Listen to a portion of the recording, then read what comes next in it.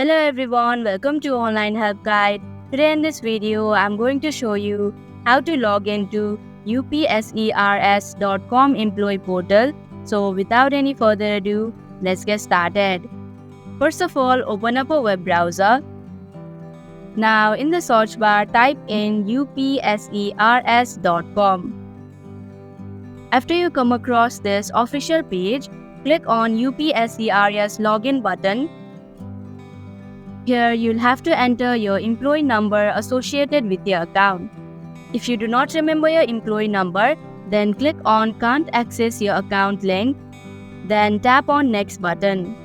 After that, follow through the prompts and fill in the information that is required in order to log in. And that is how you can log into upsers.com employee portal. Thank you for watching Online Help Guide. Hope this video was helpful.